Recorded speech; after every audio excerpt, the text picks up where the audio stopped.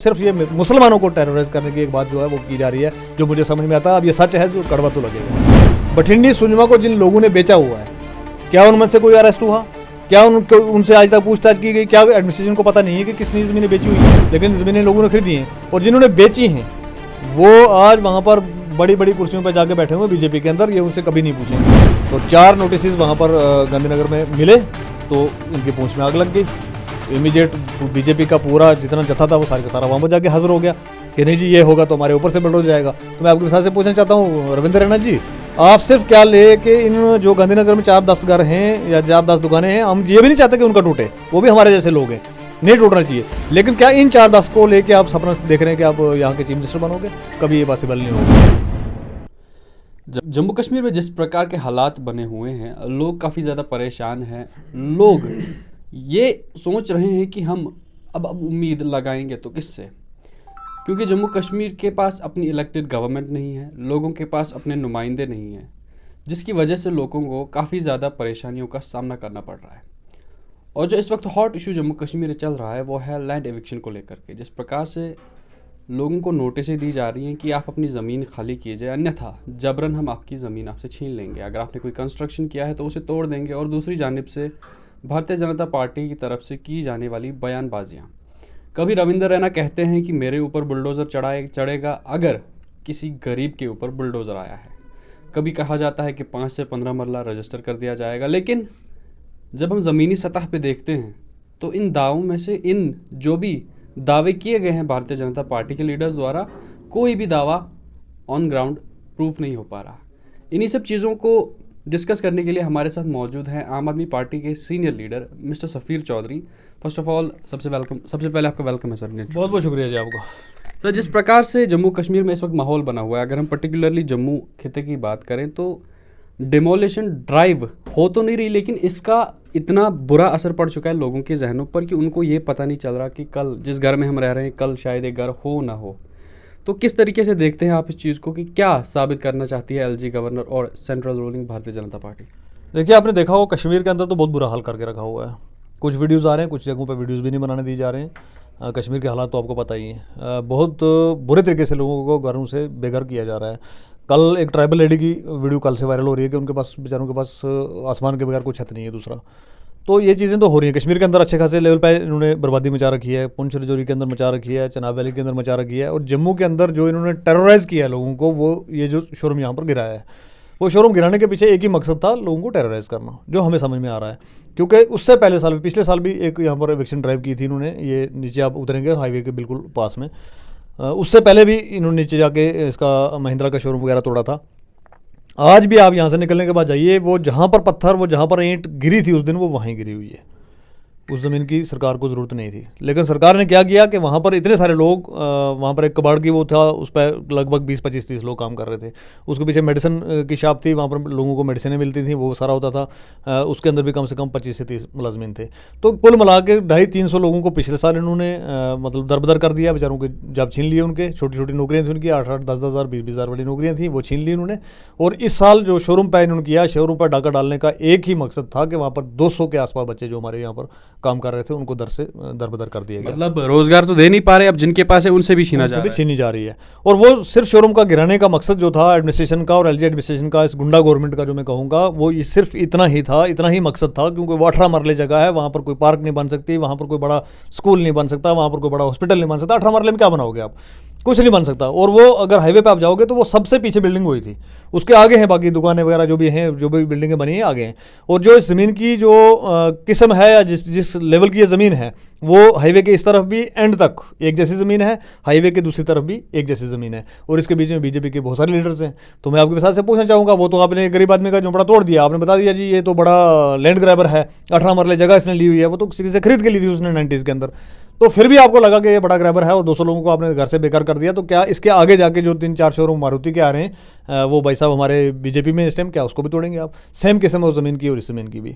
लेकिन वो नहीं होगा, वो हमें भी पता है, आपको भी पता है, और पब्लिक भी जानती है कि ऐसा नहीं होगा, क्योंकि वो बीजेपी के हैं। ये टेरराइज करके लोगों को, पार्टियों से तोड़ के लोगों को सिर्फ बीजेपी ज्वाइन करवाने का एक मकसद था।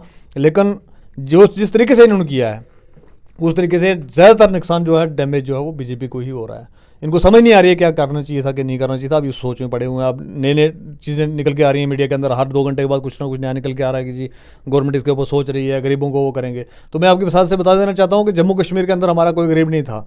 गरीबी उसको कहा जाता है जिसके घर का मतलब सर पर छत ना हो, उसको गरीब कह सकते हैं। हमारे जम्मू कश्मीर के अंदर अल्लाह पाक का इतना करम था कि हर किसी के सर पर छत था, लेकिन वो छत छीन के ये गरीब बनाने की कोशिश की जा रही है। जम्मू कश्मीर को यूपी की तर्ज पे ले जाया जा रहा है। जैसे यूपी के अंदर लोग पुलों के नीचे रह रहे हैं, वैसे ही इनको करना है ताकि वो भी और ये भी सारे एक जैसे हो जाएं। वही किया जा रहा है और कुछ नहीं। ऐसा कोई स्टेट नहीं है पूरे इंडिया में जहाँ पर स्टेट लैंड पे लोग ना रह रहे हो, लेकिन काफ़ी जगहों पे हमने देखा कि लोगों को उनके पास जो ज़मीन है, स्टेट लैंड है चाहे फॉरेस्ट लैंड है, उनको रेगुलराइज किया गया। लेकिन जम्मू कश्मीर में ऐसा हमें देखने को नहीं मिला। देखिए जी, जम्मू कश्मीर के बाहर का आप छोड़ दीजिए, बाकी स्टेटों में क्या है उसको छोड़ दीजिए। मैं जम्मू कश्मीर का और रिसेंट एपिसोड आपको परसों वाला बताता हूँ कि एक साइड पर ड्राइव हो रही थी, लोगों को नोटिस निकले, यहाँ पर 25-30 हज़ार लोग, हमारे बच्चे, माए बहनें रोडों पे थी। 30 हज़ार के आसपास लोग थे। आपने मीडिया ने पूरा विटनेस किया उसको और आपने चलाया भी सब लोगों ने, तो देखा है आपने।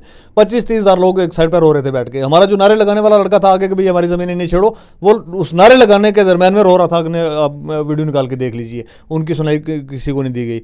और 4 नोटिस वहाँ पर गांधीनगर में मिले तो इनकी पूंछ में आग लग गई। इमीडिएट बीजेपी का पूरा जितना जत्था था वो सारे का सारा वहाँ पर जाके हाजिर हो गया कि नहीं जी ये होगा तो हमारे ऊपर से बुलडोज जाएगा। तो मैं आपके विशाल से पूछना चाहता हूँ रविंद्र रैना जी, आप सिर्फ क्या ले कि इन जो गांधीनगर में 4-10 घर हैं या 4-10 दुकानें हैं, हम ये भी नहीं चाहते कि उनका टूटे, वो भी हमारे जैसे लोग हैं, नहीं टूटना चाहिए, लेकिन क्या इन 4-10 को लेके आप सपना देख रहे हैं कि आप यहाँ के चीफ मिनिस्टर बनोगे? कभी ये पॉसिबल नहीं होगा। आपने जो कम्युनिटी बेस पर डिवाइड करके और बुलडोजर इसके घर चलेगा और उसके घर नहीं चलेगा, ये जो आप कर रहे हैं तो ये बहुत गलत कर रहे हैं। ये आप अपनी टांगों पर ही खुद से कलाड़ी मार रहे हैं, ये मैं आपके विशाल से कह देना चाहता हूँ। एक आखिरी सवाल, जिस प्रकार से भारतीय जनता पार्टी के एक सीनियर लीडर वादी कश्मीर से बिलोंग करते हैं, अनंतनाग से बिलोंग करते हैं, उनकी स्टेट लैंड में जब एक बिल्डिंग आई, उस बिल्डिंग को सीज कर दिया गया, उसे डिमोलिश नहीं किया गया, तो इस पर आप रोशनी ज़रा आप अपनी थोड़ी इस पे। बीजेपी का कोई भी नेता, वो कश्मीर में हो, जम्मू में हो, कहीं पर भी हो, उसकी डेमोलिशन करने की जरूरत नहीं करेंगे। ठीक है जी, एक बात इसको क्लियर समझ लें। उसको सीज इसलिए किया गया कि ताकि मीडिया के द्वारा लोगों को दिखाया जाए, देखो जी ये बीजेपी का था, इसका सीज कर दिया हमने। सीज के 70 ऑप्शन है, वो कल को कोर्ट जाएगा, वहाँ से रिलीज कराएगा, कोई गवर्नमेंट बदलेगी, कोई थोड़े दिन के बाद ये बात ठंडी हो जाएगी तो ये खुद ही रिलीज कर देंगे उसको। लेकिन जिसको तोड़ दिया वो तो नहीं वापस आ सकती, वो तो टूट गई। आप सोच सकते हैं कि हमारे यहाँ बिल्डिंग तोड़ी है इन्होंने 18 मरले के अंदर, उस बिल्डिंग को बनाने में कितना टाइम लगा होगा, कितना पैसा लगा होगा, जिसको तोड़ने में पूरा दिन गया है। 5 जेसीबी लगी हुई थी वहाँ पर, पूरा दिन गया है टूटने में।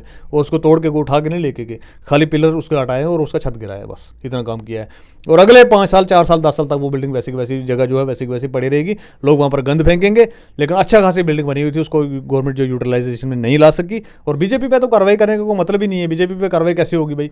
आज लोग छोड़ के बाकी पार्टियों को बीजेपी के अंदर जा रहे हैं अपने घर बचाने के लिए, तो यही तो ये चाहते थे कि ऐसा हो। लेकिन मैं आपके विशाल से बता देना चाहता हूँ कि जिस तरीके से ये हो रहा है, ये बिला शक आपके साथ लोग चले जाएं, बिला शक सारा कुछ हो जाए। मैं कहना चाहता हूँ ना आपके विशाल से, रविंद्र रैना जी कार्रवाई करना चाहते हैं, एलजी साहब कार्रवाई करना चाहते हैं, तो बठिंडी सुजमा को जिन लोगों ने बेचा हुआ है, क्या उनमें से कोई अरेस्ट हुआ?